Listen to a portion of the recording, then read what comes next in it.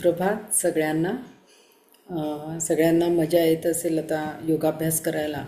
आपण रोज वेगवेगळे योगाभ्यासाचे योग प्रक्रिया घेऊन आपल्या समोर आम्ही येत आहोत.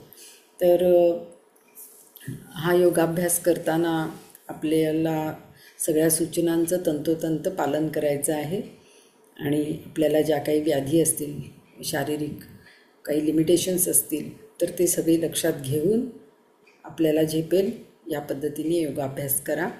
ऑनलाईन योगाभ्यास करताना काही मर्यादा येतात, त्या मर्यादांचं पालनसुद्धा आपल्याला करावं लागतं. तर आपला योगाभ्यास केल्यानंतर आपले अनुभव आमच्यापर्यंत नक्की शेअर करा. व्हॉट्सअप ग्रुपला पण तुम्ही शेअर करू शकता आणि आपल्या यूट्यूब चॅनलच्या कमेंट बॉक्समध्ये सुद्धा तुम्ही लिहू शकता. आजच्या योगाभ्यासाला आपण सुरुवात करूया. तर ज्या पद्धतीने आपल्याला सांगितलेलं आहे त्या पद्धतीने पाठीचा कणा सरळ, मान सरळ, डोळे अलगद मिटलेले आहेत, पूर्ण लक्ष श्वासावर आहे. भिंतीला कमरेपासून आपला डोक्यापर्यंतचा भाग हा भिंतीला टेकलेला आहे. प्रार्थना, त्रिवार ओंकार आणि प्रार्थना आपण म्हणणार आहोत.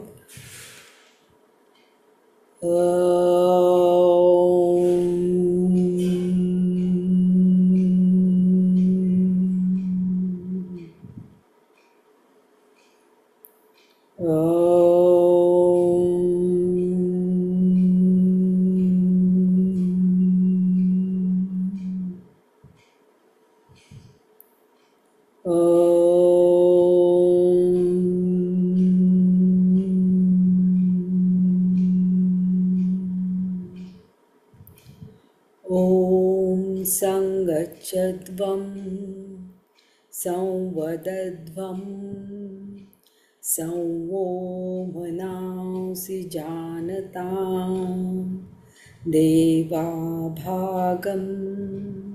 यथा पूर्वे संज्ञानाना उपासते संज्ञानाना उपासते. सावकाश डोळे उघडायचे, हाताची ज्ञानमुद्रा सोडायची. आता आपल्याला आज थोडे वेगळ्या पद्धतीचे योगाभ्यास करायचा आहे. तर आपलं लाईफस्टाईल बदललेली असल्यामुळे पूर्वी इंडियन टॉयलेट्स आपण वापरत होतो, पण आता ते कुठे वापरले जात नाहीत. त्यामुळे आपल्या पायाची ताकद खूपच कमी झालेली आहे. जर तुम्ही खेडेगावात गेलात तर अजूनही वयस्कर लोकांच्या पायामध्ये बऱ्यापैकी ताकद आपल्याला पाहायला मिळते. तर आता आपल्याकडे बिटा असतील समजा लाकडाच्या, तर त्या 2 बिटा तुम्ही घेऊ शकता किंवा डब्याच्या साहाय्याने छोटासा डबा घेऊन त्याच्या साहाय्याने पण तुम्ही करू शकता. तर यामध्ये आपल्याला उकिडवं बसायचं आहे. ज्यांना उकिडवं बसता येतं तर त्यांनी कुठलंही साधन न घेता केलं तर जास्त चांगलं. म्हणजे मग तुमच्या पोटऱ्या अजून मजबूत होतात, पायाचे स्नायू अजून मजबूत होतात आणि पुढे जाऊन तुम्हाला गुडघेदुखी पण होत नाही. तर ह्या स्नायूंमधली ताकद जर चांगली राहिली तर आपल्या शरीराचं वजन ह्या स्नायूंवर येतं. एकदम डायरेक्ट आपल्या गुडघ्यावर ते येत नाही. तर त्या स्नायूंमधली ताकद वाढवली की आपोआपच गुडघेदुखीचा त्रास कमी होतो. तर ज्यांना उकिडवं बसता येत असेल तर त्यांनी तसं बसायचं आहे. एकदा बसून दाखव, डब्याचं हे न घेता. आता समजा घरामध्ये प्रत्येकाच्याच लाकडी विटा नसतील, म्हणून मग आपण घरामध्ये त्या उंचीचा डबा वगैरे घेऊन बसू शकतो. हे या पद्धतीने उकिडवं बसता येतं आपल्याला आणि आपल्या पायांचं आरोग्य चांगलं राहतं याच्यामध्ये. तर ह्या पद्धतीने उकिडवं बसायचे. आता आपण डब्याच्या साहाय्याने बसूया. ज्यांना बसता येत असेल त्यांनी कशाचाही आधार न घेता बसायचा प्रयत्न करा.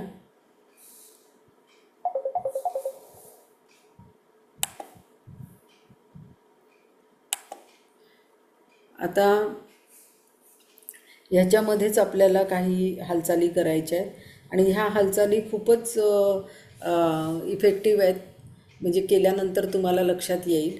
म्हणजे तुमच्या साठी याचा चांगला उपयोग होतो, रिप्रोडक्शन सिस्टीमसाठी याचा चांगला उपयोग होतो, पचनसंस्थेसाठी याचा चांगला उपयोग होतो, पायाची ताकद वाढवण्यासाठी याचा चांगला उपयोग होतो. तर पहिली जी हालचाल आहे त्याच्यामध्ये मुठी वळून घ्यायच्या आणि अंगठे वरच्या दिशेने ठेवायचे दोन्ही. खाली आण थोडेसे, हात खाली आण, खाली खाली खाली, अजून खाली आण. हां, आता ह्याच्यामध्ये एक हात खाली राहील, दुसरा हात आपला वरती जाईल. वरती जो हात जाईल त्याच्याकडे बघायचं आहे, जास्तीत जास्त हात वरती न्यायचे आहेत. शोल्डरची पण मूवमेंट इथे होणार आहे, तर ही वेगळ्या पद्धतीने शोल्डरची मूवमेंट होती आहे, त्याच्याकडे पण लक्ष द्या. आता उजवा हात वरती न्यायचा आहे, डावा हात खालीच ठेवायचा आहे. वरती हात गेल्यानंतर वरती बघायचं आहे त्या हाताकडे. आता तो हात खाली आणायचा आहे आणि दुसरा हात वर न्यायचा आहे. ह्याच्यामध्ये पोटाला पीळ बसतो, सायमल्टेनियसली मूवमेंट करायची आहे. आता तो हात खाली आणताना हा हात वरती न्यायचा. बघा पोटाला पीळ बसतो वरती बघताना. जे विदाऊट कशाचाही आधार न घेता बसले असतील तर त्यांना जास्त पीळ जाणवत असेल. बघा पोटाला तिथे एक प्रकारचा पीळ बसतो. मधुमेही रुग्णांसाठी सुद्धा याचा उपयोग होणार आहे. म्हणजे रिप्रोडक्टिव्ह सिस्टीम म्हणजे युट्रसमध्ये जर ताकद कमी असेल, PCOD वगैरे प्रॉब्लेम्स असतील, त्याच्यासाठी सुद्धा याला चांगले उपयोग होणार आहे. तुम्हाला मासिक पाळीचे काही त्रास असतील तर युट्रससाठी सुद्धा याचा चांगला उपयोग होणार आहे. पूर्ण लक्ष श्वासावर, संथ श्वसन. ह्याच्यामध्ये श्वासाची आपण जोड दिलेली नाही आहे, तर पोटाला जास्त पीळ बसेल बघा तुम्हाला, पोटाला, त्याकडे लक्ष द्या. संथ श्वसन ही मूवमेंट चालू ठेवायची. हे 20-25 वेळा तुम्ही करू शकता.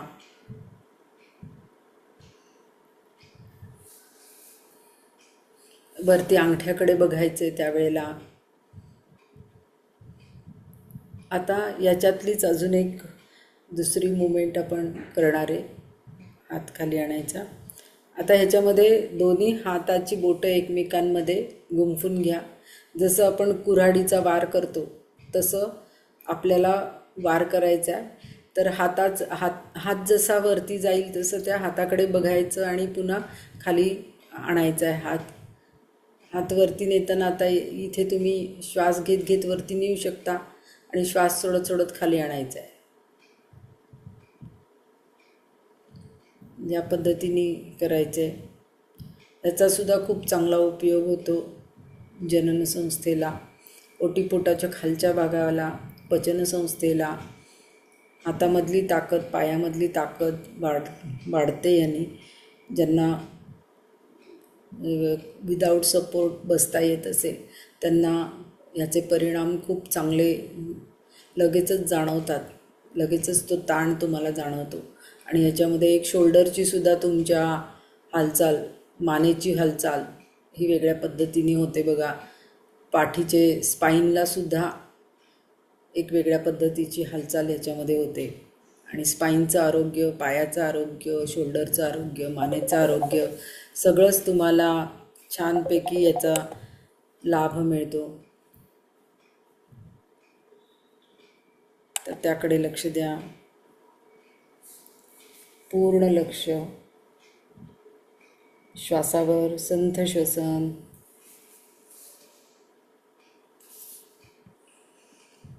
चालू ठेवायची हालचाल. निदान 15 ते 20 वेळा तरी रोज करणं अपेक्षित आहे.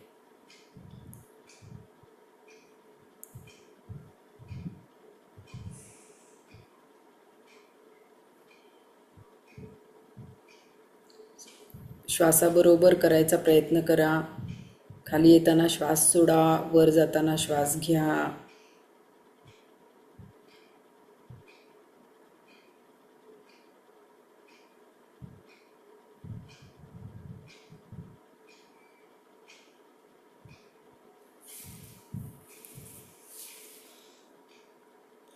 संथ श्वसन. कोपरामध्ये हात सरळच राहतील. आता आपल्याला अजून एक ह्याच्यामध्ये हालचाल करायची आहे. ह्याच्यामध्ये आपल्याला पचनसंस्थेसाठी याचा चांगला उपयोग होणार आहे या पुढच्या हालचालीचा. आणि जर तुम्ही 2 ग्लास कोमट पाणी पिऊन जर ती हालचाल केली तर तुम्हाला कॉन्स्टिप्युशनचा वगैरे त्रास असेल तर पोट साफ व्हायलासुद्धा त्याची मदत होणार आहे. तर ह्याच्यामध्ये दोन्ही हात गुडघ्यावर ठेवायचेत आपले. दोन्ही हात गुडघ्यावर ठेवा. आता डाव्या पायाचा गुडघा उजव्या पायाच्या अंगठ्याला लावायचा आहे. आधी ती हालचाल नीट माझ्या इन्स्ट्रक्शन्स व्यवस्थित फॉलो करा.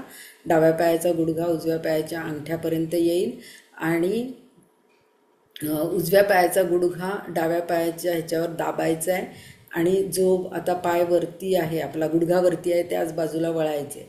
डावा गुडघा वरती आहे म्हणून डावीकडे वळायचं आहे.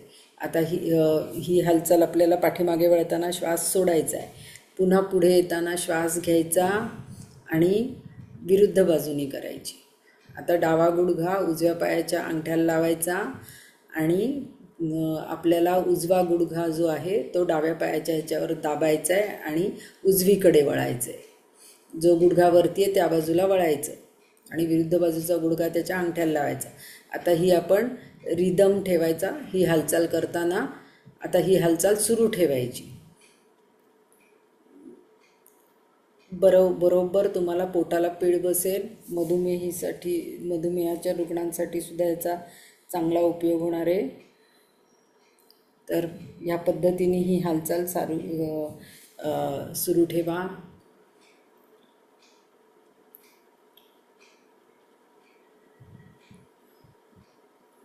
मागे जाताना श्वास सोडा, पुढे येताना श्वास घ्या, पुन्हा मागे जाताना श्वास सोडा. एक रिदम ठेवा ही हालचाल करताना. सुरू ठेवायची, थांबायचं नाही आहे. हालचाल सुरू ठेवायची आहे. श्वास सोडायचा, पुन्हा श्वास घेत लगेचच पुढे यायचं, पुन्हा श्वास सोडत मागे जायचं, पुन्हा श्वास घेत पुढे यायचं. ही सुद्धा 25 ते 30 वेळा तुम्ही हालचाल करू शकता. अतिशय छान असा पीळ तुम्हाला जाणवतो सगळीकडे. स्पाईनला पण एक वेगळ्या पद्धतीचा पीळ जाणवतो, मानेला जाणवतो आणि गुडघ्याची तर हालचाल इथे होतीच आहे. पण आपल्या सगळ्या लिमिटेशन्स लक्षात घेऊन ह्या हालचाली करा. हालचाल थांबवायची आहे. आता आपल्याला खाली बसायचं आहे पाय सरळ करून. ह्याच्यामध्येच अजून एक हालचाल करूया आपण. नमस्कार स्थिती करूया. ह्याच्यामध्ये कोपरानी गुडघे ढकलायचे. हात थोडेसे खाली आणि कोपरानी गुडघे ढकलायचे आणि समोर बघायचे. ते आपले जे पेल्विकचा भाग आहे त्याला जोडलेले जे आतले स्नायू आहेत तर त्या स्नायूंना बऱ्यापैकी ताण ह्याच्यामध्ये जाणवेल बघा. त्याकडे लक्ष द्या. पाठ सरळ आहे, आपली स्पाईन सरळ आहे, नजर समोर आहे. याच्यामध्ये आपण एक थोडा काही सेकंद थांबू शकतो. सावकाश आसन स्थिती सोडायची आहे. सावकाश हात खाली आणायचे आणि आता मॅटवर बसायचे. आता ज्यांना कमरेला त्रास असेल तर त्यांनी उशी घेऊन बसलं तरी चालेल. ज्यांना काही त्रास नसेल त्यांनी उशी न घेता बसा. आता ह्याच्यामध्ये आपण गुडघ्यासाठी काही बघणार आहोत. तर एक टॉवेल असेल किंवा ओढणी असेल त्याची चांगली जाड घडी करून घ्यायची आहे. बऱ्यापैकी जाड ती घडी असली पाहिजे आणि ती गुडघ्याच्या खाली ठेवायची आपल्याला. आता ह्या गुडघ्याच्या जॉईंटसाठी याचा चांगला उपयोग होतो. ज्यांना गुडघ्याचा त्रास आहे तेही करू शकतात, ज्यांना नाही आहे त्यांनाही एक आराम चांगला मिळतो ह्याच्यामध्ये. यामध्ये आपल्याला गुडघ्यांनी ती घडी दाबायची. ती घडी गुडघ्यांनी दाबली की थोडेसे पाय वर उचलल्यासारखे होतील तुमचे. पुन्हा रिलॅक्स करायचं, पुन्हा दाबायची, असं चालू ठेवायचं आहे. गुडघ्यांनी ती खाली असलेली घडी दाबा, थांबा थोडा वेळ आणि मग ढिलं सोडा. पुन्हा गुडघ्यांनी खाली जमिनीकडे दाबायचे गुडघे. घडी न ठेवता नुसते जमिनीकडे गुडघे दाबले तरीसुद्धा तो ताण जाणवतो. पण ज्यांना गुडघेदुखी असेल त्यांनी खाली ही अशी गुंडाळी करून ठेवली तर त्यांना खूप गुडघ्याला आराम मिळतो आणि तो मोकळा होतो गुडघा आखडलेला. तर खाली दाबायचं आहे, रिलॅक्स सोडायचं आहे. दाबल्यानंतर थोड्या वेळ थांबायचं आणि मग सगळं रिलॅक्स सोडायचं. ह्या पद्धतीने चालू ठेवायचं आहे. असं तुम्ही 25-30 वेळा पण करू शकता.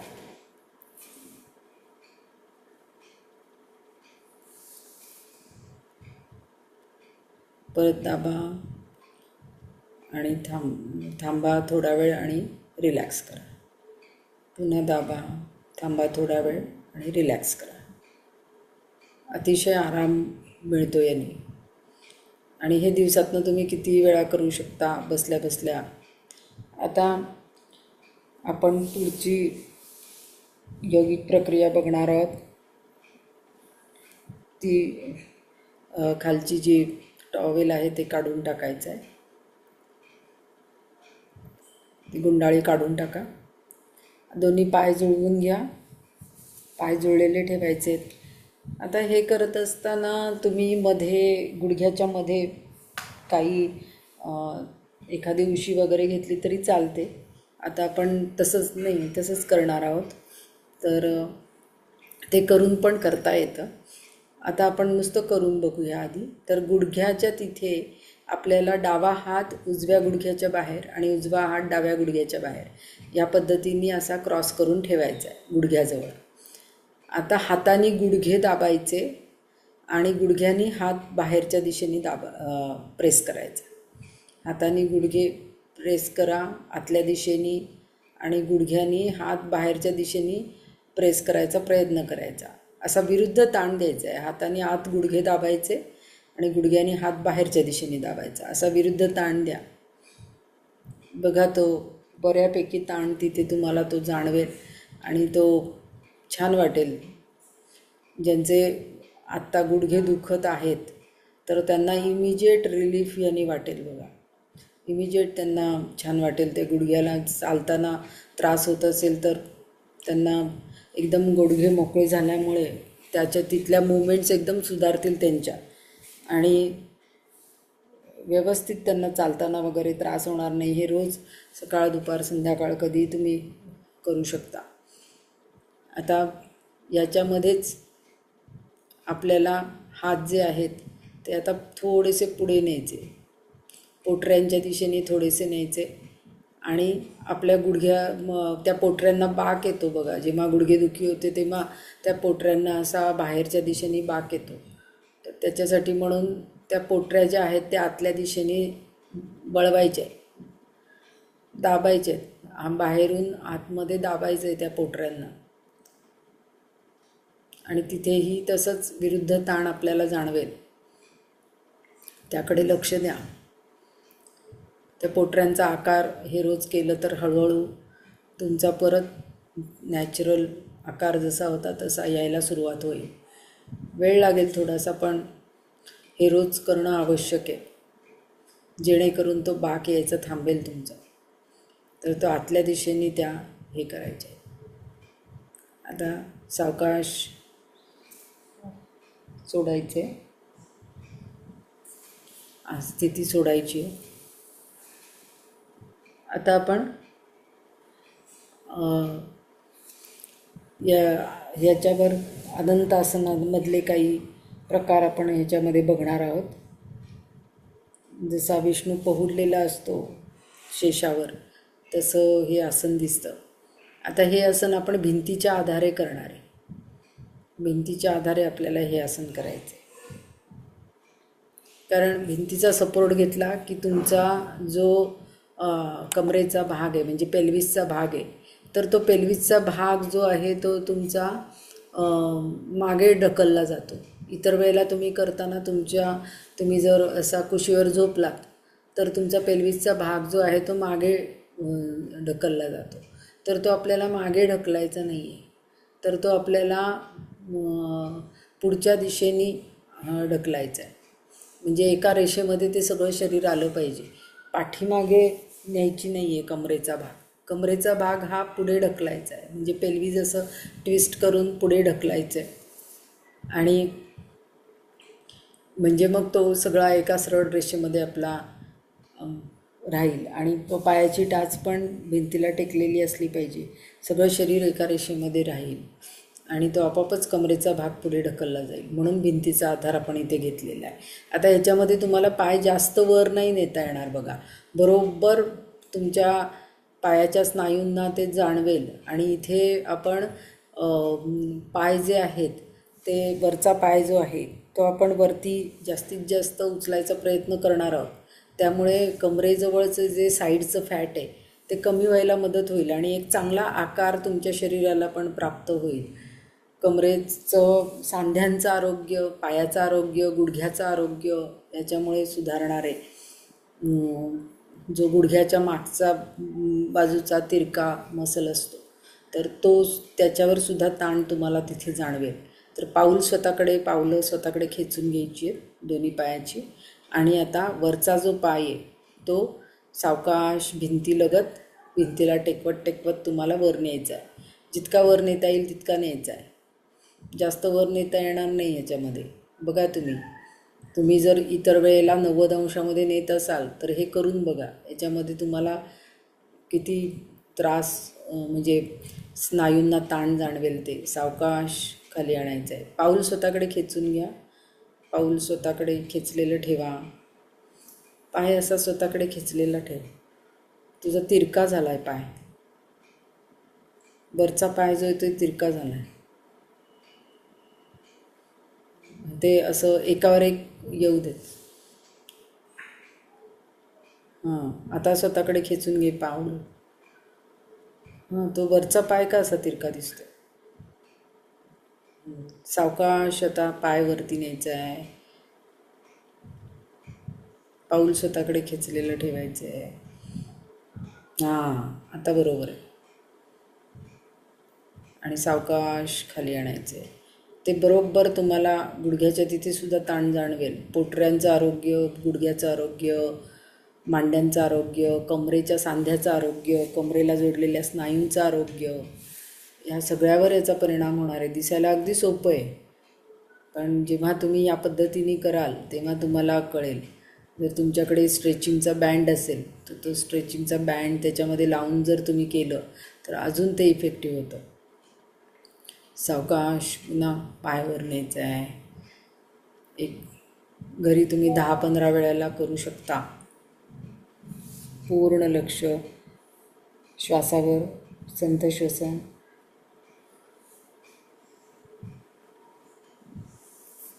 पुन्हा पायावर न्यायचं आहे.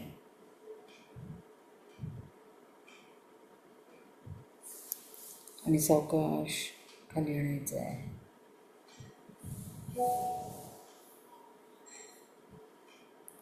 पुन्हा करायचे. एक 5-7 वेळेला तरी तुम्ही करा. बऱ्यापैकी ताण जाणवेल. आता तो वरचा पाय जो आहे तो समोर उभा करा. आणि आता आपल्याला खालचा पाय वरती उचलायचा आहे. हे थोडंसं चॅलेंजिंग आहे पण करायचा प्रयत्न करा. याने एक वेगळा ताण जाणवेल. पायातली ताकद पण वाढेल चांगल्या पद्धतीने. सावकाश पाय खाली आणायचा आहे. पाऊल स्वतःकडे खेचून घ्यायचा प्रयत्न करा आणि मग करा. म्हणजे मग अजून व्यवस्थित तो ताण त्या स्नायूंना जर आला तरच त्या आसन केल्याचा उपयोग तुम्हाला होईल. या अनंत आसनातले काही प्रकार आपण करतोय. पुन्हा सावकाश पाय वर न्या. आता ह्याच्यामध्ये आपण पाय वर नेल्यानंतर पाय वर नेतोय आणि खाली आणतोय. पण तुम्ही जसं प्रगत अवस्था तुम्हाला करायची आहे तर थोडा पाय वरती न्यायचा, काही सेकंद थांबायचं आणि मग सावकाश पाय खाली आणायचा. याच्यामध्ये आपण श्वसनाचं नियंत्रण दिलेलं नाही आहे. आता संथ श्वसन आहे आपलं, नैसर्गिक श्वसन चालू आहे. आता सावकाश पुन्हा पाय खाली आणा. पुन्हा एकदा करा. सावकाश आपण पायावर नेतोय आणि सावकाश खाली आणतोय. आता वरचा पाय सरळ करा. आता याच्यामध्येच अजून एक प्रकार आपण करणार आहोत. तो वरचा जो पाय आहे तो समोरच्या दिशेने आणायचा आहे. म्हणजे मग कमरेमध्ये आणि तुमच्या त्या पायामध्ये काटकोन तयार होईल. तर सावकाश तुम्ही पाय समोरच्या दिशेने आणा, वरचा पाय. कुठे कुठे ताण येतोय बघा. पाऊल स्वतःकडे खेचलेलं ठेवा. आता हे जर काही जणांना जमत नसेल तर तुम्ही ओढणीच्या साह्याने सुद्धा हाताने ओढत ओढत आणू शकता. पुन्हा सावकाश पाय समोर आणायचा आहे. कमरेच्या सांध्यांची ही वेगवेगळी हालचाल या पद्धतीने केली की कमरेचा सांधा, त्याला जोडलेले जे स्नायू आहेत त्यांचं आरोग्य, गुडघ्याचं आरोग्य आणि आपल्या पायातल्या सगळ्या स्नायूंची ताकद वाढायला यांनी मदत होणार आहे. आणि कमरेवर जे फॅट तयार झालेलं आहे, कारण आपलं जास्त करून कमरेवरच फॅट तयार होतं, तर ते कमरेवरचं फॅट कमी व्हायला, चरबी कमी व्हायला मदत होणार आहे. या पद्धतीने पुन्हा पाय समोर आणायचा आहे आणि एक शरीराला चांगला आकार प्राप्त होणार आहे. हे अतिशय छान असे प्रकार आहेत. करताना सावकाश करायचे, पुन्हा करायचे. आपण हे 5-6 वेळेला करतोय, तुम्ही घरी 10 वेळेला 15 वेळेला सुद्धा करू शकता. जेवढं झेपेल तेवढं एकदम सगळं वाढवायचं नाही, हळूहळू वाढवायचं. आज 5 वेळेला केले, मग 7 वेळेला, मग 10 वेळेला, मग 12 वेळेला, असं करत करत हळूहळू रिपिटेशन्स वाढवायचे आहेत. आणि अतिशय सावकाश करायचं आहे. कुठेही झटका द्यायचा नाही आहे, कुठलाही स्नायू दुखावला गेला नाही पाहिजे, या पद्धतीने करायचे. आपले लिमिटेशन्स लक्षात घेऊन तुम्ही हे करू शकता. फक्त याच्यामध्ये कमरेचा भाग जो आहे तो मागे ढकलायचा नाही, तो आपल्याला सरळ ठेवायचा आहे. पेल्विस थोडंसं पुढे ढकलूनच आपल्याला ठेवायचं आहे. आता हेच सगळं आपण दुसऱ्या बाजूनी पण करणार आहोत. तर दुसऱ्या बाजूनी आपण करूया.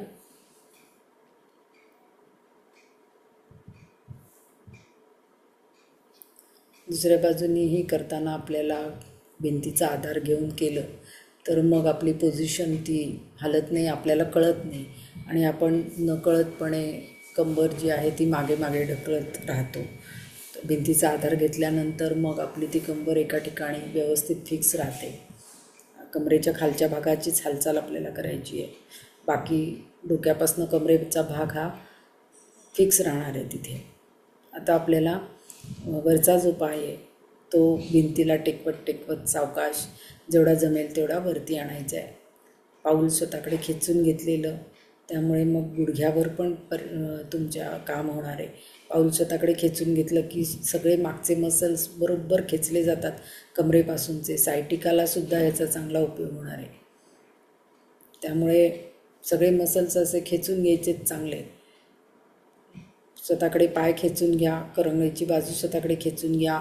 ज्यांना अगदीच पाय वरती उचलणं शक्य नसेल त्यांनी पायाला ओढणी गुंडाळायची आणि मग पाय वरती खेचत खेचत, म्हणजे दुसरा जो वरचा हात आहे त्यांनी पाय वरती खेचून घ्यायचा.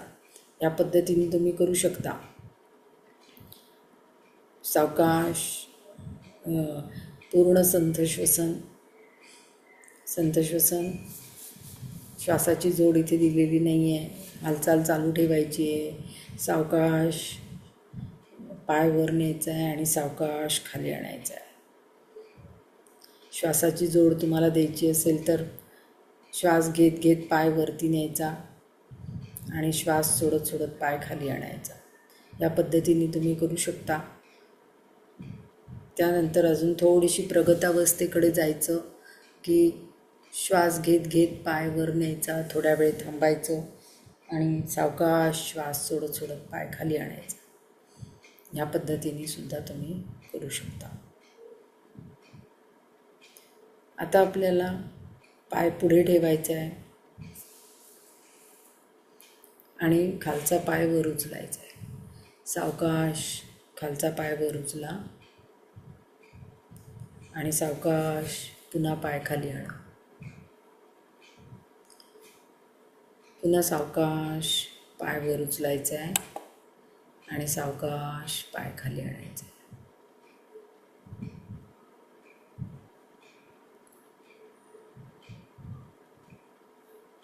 पुन्हा सावकाश पाय वर न्या आणि पाय खाली आणा.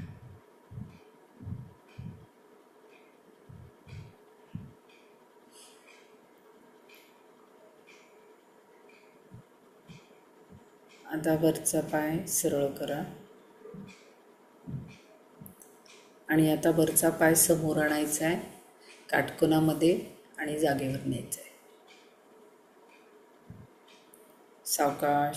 आता हे करत असताना तुम्ही पाय वर नेताना कोणत्या स्नायूंना ताण जाणवला, खालचा पाय वरती आणताना कोणत्या स्नायूंना ताण जाणवला, आणि वरचा पाय आता काटकोनामध्ये आणताना कोणत्या स्नायूंना ताण जाणवतोय, हे आपण आपलं सूक्ष्म आपलं ऑब्झर्वेशन करायचं आहे, त्याकडे लक्ष द्यायचं आहे. आणि प्रत्येक आसन किंवा योगिक प्रक्रिया करत असताना कुठे कुठे काय काय बदल आपल्याला झालेले जाणवत आहेत, ते सूक्ष्म बदल त्याकडे लक्ष द्यायचं आहे की आपल्यालाच कळतात आपल्यामध्ये झालेले सूक्ष्म बदल. आपल्या कमरेचं आरोग्य अधिकच कसं होतं, पायाचं आरोग्य कसं होतं, आणि त्याच्यामध्ये आता आपल्याला काय बदल जाणवतोय ते तुम्हालाच कळणार आहे. इतरांना ते कळू शकणार नाही. त्यामुळे त्या बदलांची जी नोंद आहे तर ती कमेंटमध्ये तुम्ही लिहा, म्हणजे मग आम्हालाही कळेल की तुम्हाला त्याचा काय काय फायदा झाला. सावकाश पाय समोर आणलाय, काटकोन करायचा प्रयत्न करायचा आहे. सावकाश परत पाय जागे. छान. आता आपल्याला शवासन करायचं आहे. तर शवासनामध्ये पाठीवर झोपायचं. दोन्ही पायामध्ये अंतर घ्या. हाताचे तळवे वरच्या दिशेने, टाचा आतल्या बाजूला, मान ढिली सोडायची आहे. संपूर्ण शरीराचा भार जमिनीवर टाकलेला आहे. शवासनामध्ये आपल्याला कमीत कमी वेळात जास्तीत जास्त विश्रांती मिळते. पायापासून डोक्यापर्यंत वेगवेगळ्या स्नायूंवर ताण आले असतील. जिथे ताण जाणवतं आहे तिथे मनाने जाऊन ते ताण कमी करायचे, काढून टाकायचे. जसजसे ताण निघून जातील तसतशी श्वासाची गती पण कमी होणार आहे, त्याकडे लक्ष द्या. पूर्ण लक्ष श्वासावर. श्वासाबरोबर जी आपोआप पोटाची हालचाल होती आहे त्यावर लक्ष केंद्रित करा. कळत नकळत आपली पोटाची हालचाल होती आहे. हळूहळू आपली श्वासाची गती कमी झालेली आहे. मनावरचे शरीरावरचे ताण निघून गेलेले आहेत. आपण रोज जो योगाभ्यास करतोय तो सोप्यापासून सुरू केला होता आणि रोज आपण त्याच्याहून थोडासा प्रगत अवस्था या पद्धतीने त्या योगाभ्यासाकडे आपण वाटचाल करतो आहोत. पूर्ण लक्ष श्वासावर. शवासनामध्ये झोप लागायची शक्यता असते, जागं राहण्याचा प्रयत्न करायचा आहे. श्वासावरून आपलं सगळं लक्ष आपल्या शरीराकडे आणायचं आहे. सगळं शरीर जागृत करून घ्यायचं आहे. सावकाश मान सरळ करायची आहे.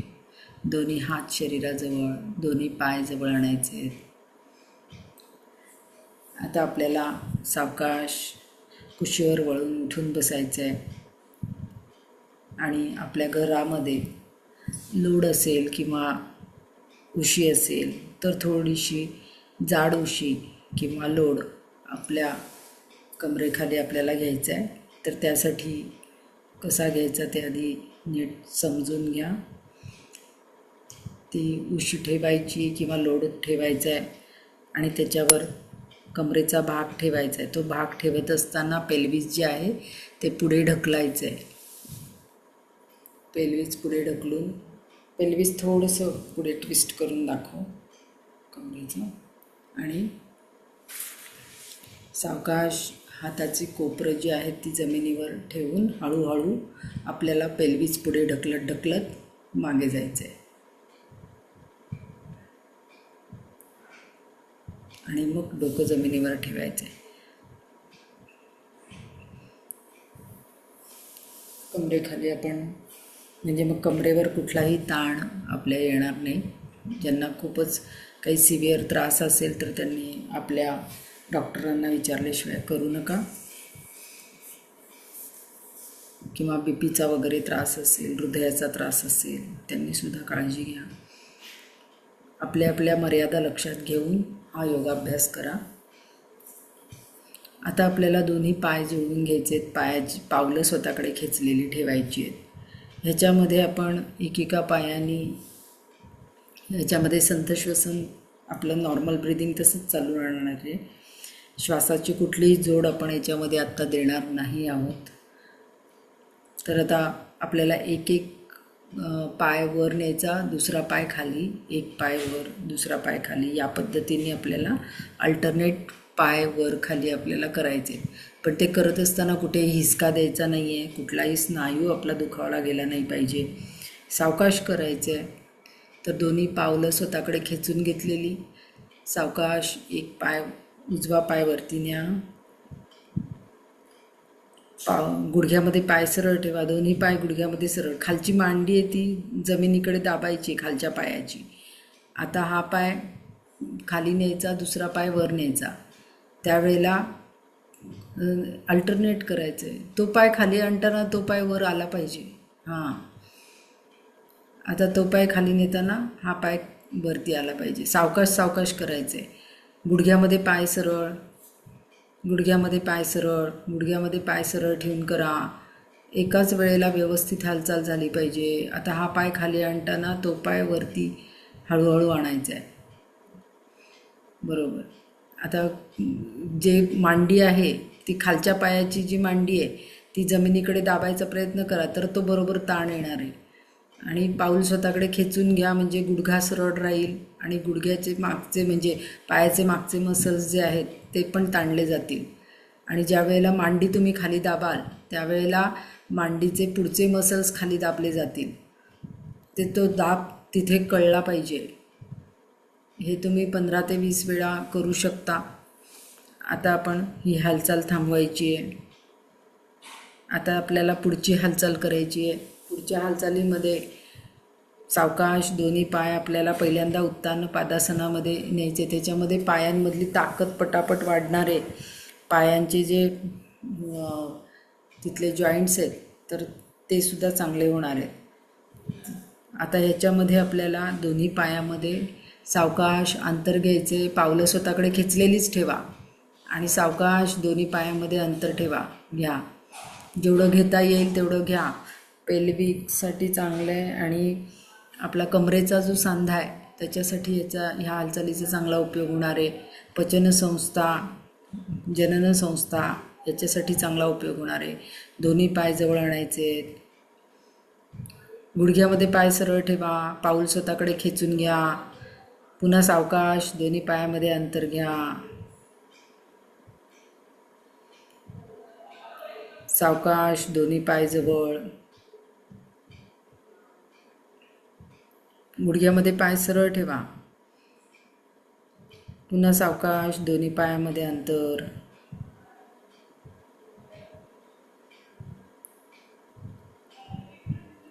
सावकाश पाय जवळ, गुडघ्यात पाय सरळ,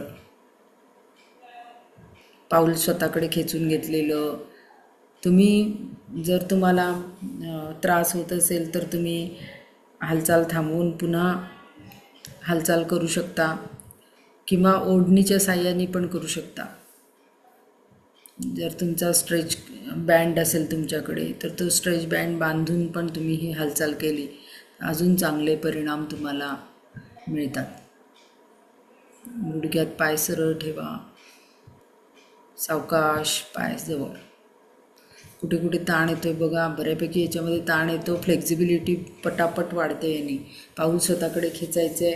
आता ह्याच्यामध्ये क्रॉस करायचे पाय, डावा पाय उजवीकडे, उजवा पाय डावीकडे, असं क्रॉस करायचे. गुडघ्यात पाय सरळ, गुडघ्यात पाय सरळ. जास्तीत जास्त क्रॉस करायचा प्रयत्न करा. जास्तीत जास्त पाय, एक पाय इकडे, एक पाय तिकडे. आता पुढचा पाय मागे, मागचा पाय पुढे. इथे एक वेगळी मूवमेंट आपल्याला जाणवते. क्रॉस करायचे पाय, क्रॉस क्रॉस क्रॉस करा. गुडघ्यात पाय सरळ ठेवा. गुडघ्यात पाय वाकवायचे नाही आहेत. गुडघ्यात पाय सरळ. हां, गुडघ्यात पाय सरळ ठेवून क्रॉस करायचे. म्हणजे मग तो ताण बरोबर जाणवतो तुम्हाला. त्या ताणाकडे लक्ष द्या. त्या मांड्यांच्या तिथे तो बरोबर ताण जाणवतो. आता दोन्ही पाय जुळवून घ्यायचे आणि सावकाश दोन्ही पाय खाली आणायचे. अतिशय सावकाश खाली आणा. गुडघ्यात पाय सरळ, पाऊल स्वतःकडे खेचलेलं. आता आणा खाली. आणा सावकाश खाली. आणा सावकाश. आता पावलं पुढच्या दिशेने ताणून घ्या. पावलं ताणून घ्या जमिनीच्या दिशेने. हां, बोटं जमिनीच्या दिशेने ताणायचीत चांगली. गोटे ताणायचेत. ताणा. रिलॅक्स सोडा. आता आपल्याला पुढची हालचाल करायची. ही हालचाल नीट लक्ष देऊन करा. थोडीशी करायला चॅलेंजिंग आहे. आपल्या मर्यादा लक्षात ठेवून करायची आहे. गुडघ्यामध्ये पाय सरळच ठेवायचे आहेत. पावलं स्वतःकडे खेचलेलीच ठेवायची आहेत.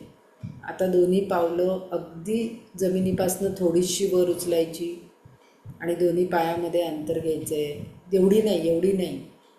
खाली घे. हां, जमिनीपासून अगदी थोडीशी वर सांगितलं होतं. जमिनीपासून अजून खाली.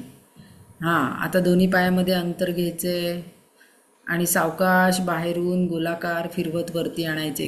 गुडघ्यात पाय सरळ, पावलं स्वतःकडे खेचलेली. आता पुन्हा सावकाश दोन्ही पाय जुळलेल्या स्थितीमध्येच खाली जायचे आणि जमिनीवर पाय न टेकवता दोन्ही पायामध्ये अंतर घ्यायचं आहे जमिनीलगत गेल्यावर आणि सावकाश गोलाकार फिरवत पाय वरती आणायचे. गुडघ्यामध्ये पाय सरळ ठेवून करा. 3च वेळेला ही हालचाल करा, कारण ही करायला थोडीशी चॅलेंजिंग आहे. हळूहळू ह्या हालचाल वाढवा. पण याच्यामध्ये एक लक्षात घ्यायचं की जमिनीपासनं पाय अगदी थोडेसेच वर असणं आवश्यक आहे, तर तो बरोबर ताण जाणवतो. अतिशय पटापट तुमच्या पायामधली ताकद वाढेल. पायाची दुखणी कमी होतील. व्हेरिगोज वेन्स, सायटिका, जननसंस्थेचे जे काही तुमचे समस्या असतील, सावकाश पाय खाली आता टेकवायचे. आता हात वरती ताणायचे, पाय खाली ताणायचे आणि नाभीच्या तिथे तुम्हाला ताण जाणवेल चांगला. घ्या ताणून. ताणा जास्तीत जास्त. ताणा.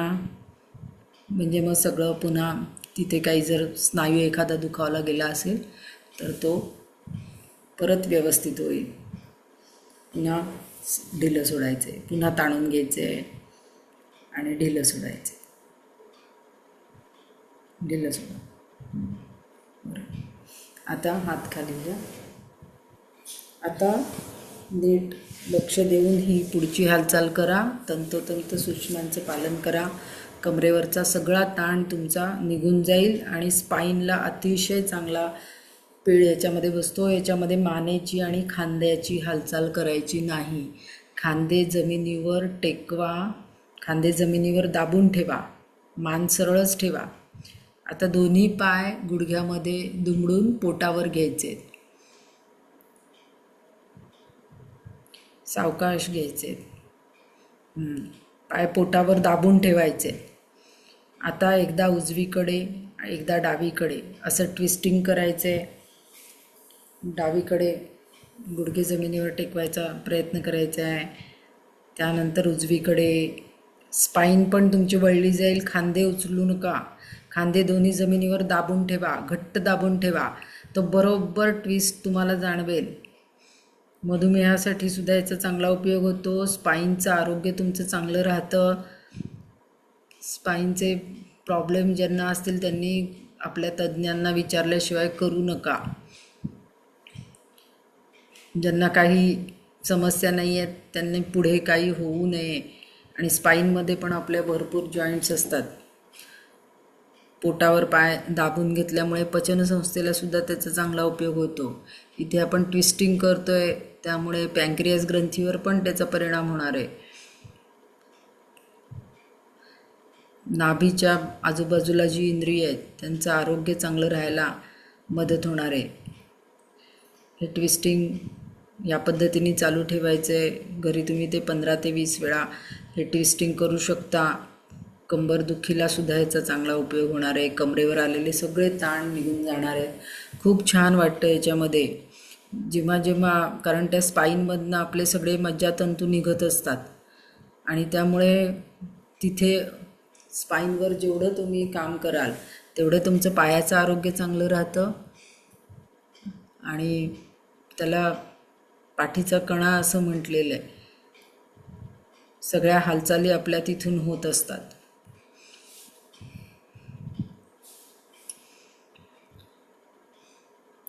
पूर्ण संथ श्वसन. आता आपल्याला हालचाल थांबवायची आहे आणि सावकाश सावकाश पाय आणा. गुडघ्यात पाय सरळ, पाऊल स्वतःकडे खेचून घ्या म्हणजे गुडघ्यात सरळ राहील आणि गुडघ्याचे मागचे मसल्स पण व्यवस्थित ताणले जातील. सावकाश करायचे.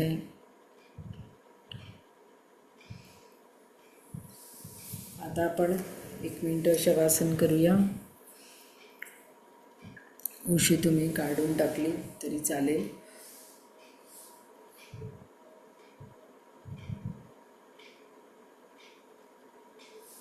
सगळं शरीर रिलॅक्स करून घ्या. त्यानंतर आपण श्वसनाचा अभ्यास करणार आहोत. श्वसनाच्या अभ्यासामध्ये आज आपण जे मागचं काय काय शिकलेलो आहोत त्याचं थोडीशी प्रॅक्टिस करून आज नवीन आपण श्वसन प्रकार शिकणार आहोत. त्यासाठी सगळ्या शरीरावरचे मनावरचे ताण काढून टाकणं गरजेचे आहे. ते ताण काढून टाकायचे आहेत. पूर्ण लक्ष श्वासावर, शरीरावरचे मनावरचे ताण काढायचे.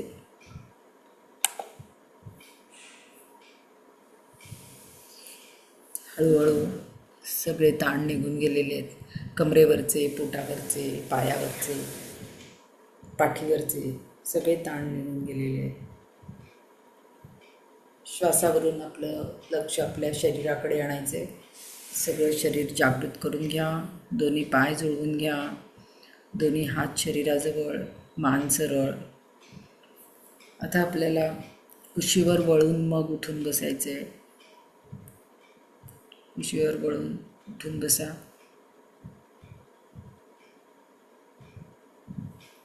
आता प्राणायाम श्वसनाच्या अभ्यासासाठी भिंतीला टेकून उशी घ्यायची आहे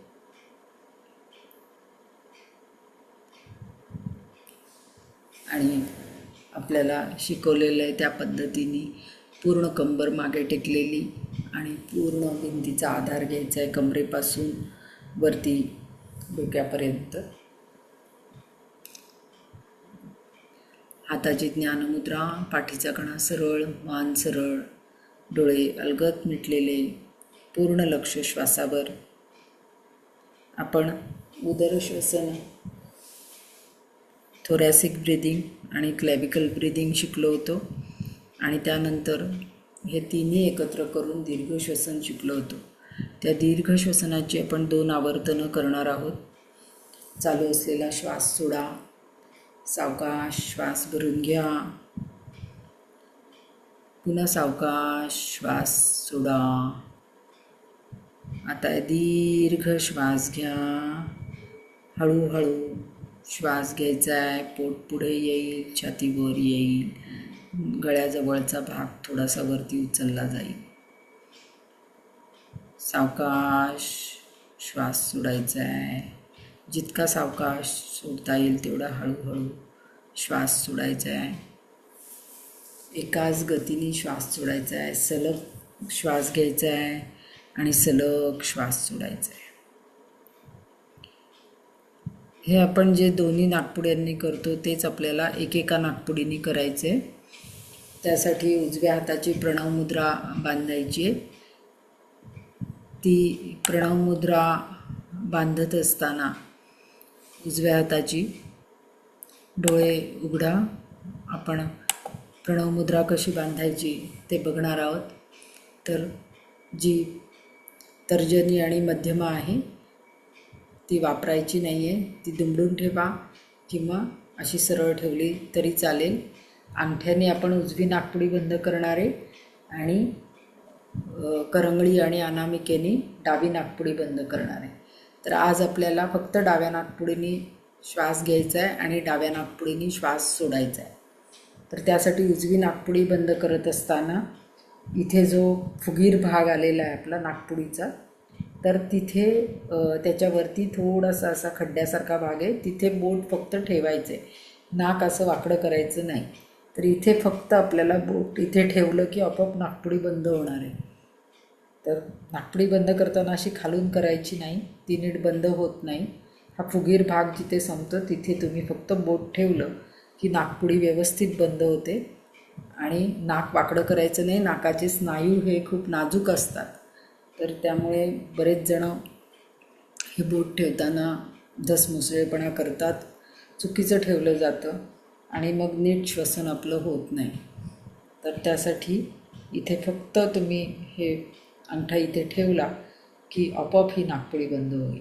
तर ह्या पद्धतीने, आणि इकडची नाकपुडी बंद करायची असेल तर करंगळी आणि ही 2 बोटं, आणि हा व्यवस्थित हा हात जो आहे तो शरीराला टेकवून ठेवा, म्हणजे मग इथे हात दुखणार नाही तुमचा. आणि हे बंद करत असताना मान खाली आल्यासारखी होते तशी होऊ देऊ नका, मान सरळच ठेवा. ह्या पद्धतीने आपल्याला नाकपुड्या बंद करायच्या आहेत. तर उजव्या हाताची प्रणव मुद्रा आपल्याला बांधायची आहे आणि अंगठ्याने उजवी नाकपुडी बंद करायची. अंगठ्याने उजवी नाकपुडी बंद करा आणि डावी नाकपुडी आपली उघडी आहे. आता डाव्या नाकपुडीने आपण श्वसन करणारे. डोळे मिटून घ्या, मान सरळच ठेवा, मान खाली पडू देऊ नका. कोपर जे आहे ते शरीराला टेकलेलं ठेवा, म्हणजे हात अवघडून येणार नाही. दोन्ही बोटं जर दुमडून घेतली असतील तर ती ओठावर येतील आणि सरळ ठेवली असतील तर ती नाकाच्या तिथे वरती येतील. डाव्या नाकपुडीने चालू असलेला श्वास सोडा आणि आपण जे दीर्घ श्वसन शिकलेलो आहोत तर ते उदरश्वसन, थोरॅसिक ब्रिदिंग आणि वरती गळ्याजवळ कॉलर बोनच्या तिथे आपल्याला भाग वरती येतो. ह्या पद्धतीने एकत्रित श्वास घ्यायचा आहे, चालू असलेला श्वास सोडायचा आहे. दीर्घ श्वास घ्या आणि दीर्घ श्वास सोडा. जितका सावकाश श्वास सोडता येईल तेवढा श्वास सोडायचा आहे. नाकपुडीच्या वरच्या टोकाला आपल्याला हवेचा स्पर्श जाणवेल, त्याकडे पण लक्ष द्यायचं आहे. दीर्घ श्वास घ्या. श्वास घेताना थंड हवा आत जाणवेल आणि श्वास सोडताना गरम हवा जाणवेल. त्या स्पर्शाकडे पण लक्ष देऊन श्वसन करायचं आहे. अतिशय सावकाश श्वास भरून घ्यायचा आहे. सलग एकाच गतीने श्वास भरून घ्या आणि सलग एकाच गतीने श्वास सोडा. पुन्हा एकदा दीर्घ श्वास घ्यायचा आहे. निदान सलग 5 श्वास तरी घ्या. दीर्घ श्वास घ्या आणि दीर्घ श्वास सलग सोडा. प्रत्येकाने आपापल्या कॅपॅसिटीप्रमाणे करा, म्हणजे मग हळूहळू तुमचा श्वास दीर्घ दीर्घ होत जाईल. 1 आठवड्याभरामध्येच तुम्हाला फरक जाणवेल की आपण अधिक व्यवस्थित दीर्घ श्वास घेऊ शकतो आहे. पूर्ण लंग्स भरलेले आपल्याला जाणवतात आणि पूर्ण रिकामे झालेले सुद्धा जाणवतात. त्या लंग्सकडे सुद्धा लक्ष द्यायचं आहे, पोटाकडे लक्ष द्यायचं आहे, छातीच्या बरगड्यांकडे लक्ष द्या. निदान सलग 5 श्वास घ्या आणि 5 श्वास सलग सोडायचे. आपण फक्त डाव्या नाकपुडीने आता करतोय. डावी नाकपुडी ही आपल्याला थंडावा देणारी आहे, चंद्रनाडी आहे, शरीराचं तापमान कमी करणारी आहे. 5 श्वास झाल्यानंतर आवर्तन पूर्ण झाल्यावर थांबायचे. हाताची ज्ञानमुद्रा, पाठीचा कणा सरळ, मान सरळ, हात. 5 श्वास झाल्यानंतर थांबायचे. दोन्ही हातांची ज्ञानमुद्रा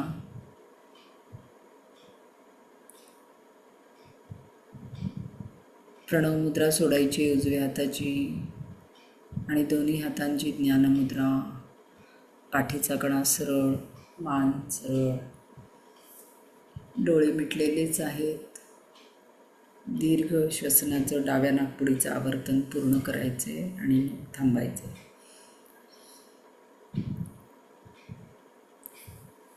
डोळे मिटलेलेच ठेवा. प्रार्थना म्हणणार आहे. जे आपण दीर्घ श्वसन केलं त्याच्यामुळे मन अतिशय शांत झालेलं आहे. श्वासावर लक्ष केंद्रित करा. श्वासाकडे साक्षीभावाने बघा. मनामध्ये समर्पणाची भावना ठेवा.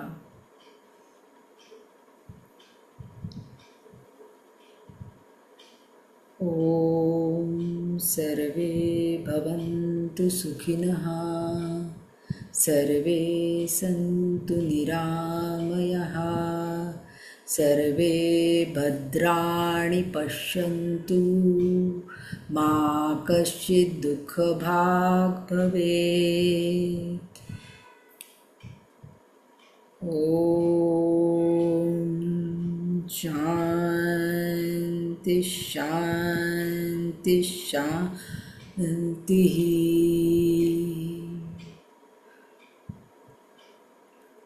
मन शांत.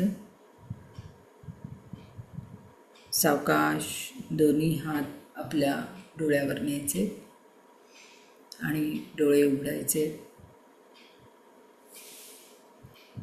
प्रकाशाची जाणीव करून घ्यायची आहे. सावकाश दोन्ही हात वरती ताणून घ्या आणि थोडं कमरेतून एकदा डावीकडे एकदा उजवीकडे हालचाल करा. म्हणजे मग बराच वेळ आपण या स्थितीमध्ये होतो, कारण आता हळूहळू आपला श्वसनाचा अभ्यास वाढत चाललेला आहे. सावकाश हात खाली आणा. पाय पुढे ताणून घ्यायचे. पायाची हालचाल करून घ्यायची आहे. पुढे मागे बोटांची हालचाल करून घ्यायची आहे. कधीही आपण खूप वेळ जर असं ध्यानासाठी बसलो किंवा प्राणायामासाठी बसलो तर एकदम कधीही उठायचं नाही. या पद्धतीने सगळ्या सूक्ष्म हालचाली करून घ्यायच्या. सगळे सांधे आधी मोकळे करून घ्यायचे.